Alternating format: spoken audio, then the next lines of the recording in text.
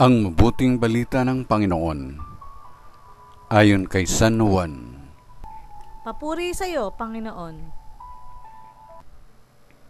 Noong panahong iyon, sinabi ni Jesus sa kanyang mga alagad, "Kung ako'y kilala ninyo, kilala na rin ninyo ang aking Ama. Mula ngayon ay kilala na ninyo siya at inyong nakita." Sinabi sa kanya ni Felipe, "Panginoon, ipakita po ninyo sa amin ang Ama, at masisiyahan na kami." Sumagot si Jesus, "Matagal na ninyo akong kasama, Felipe. Di yata't hindi mo pa ako nakikilala? Ang nakakita sa akin ay nakakita na sa Ama. Bakit mo sinasabing ipakita mo sa amin ang Ama?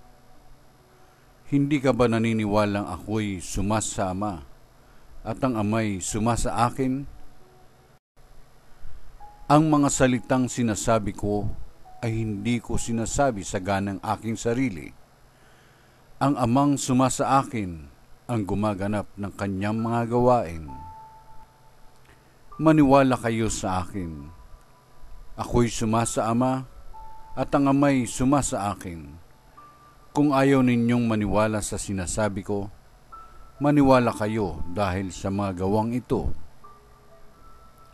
Sinasabi ko sa inyo, ang nananalig sa akin ay makagagawa ng mga ginagawa ko, at higit pa rito, sapagkat pupunta na ako sa Ama.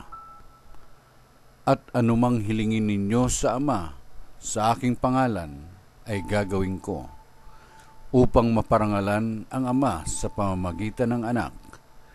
Gagawin ko ang anumang hihilingin ninyo sa pangalan ko." Ang mabuting balita ng Panginoon. Pinupuri ka namin, Panginoong Jesucristo.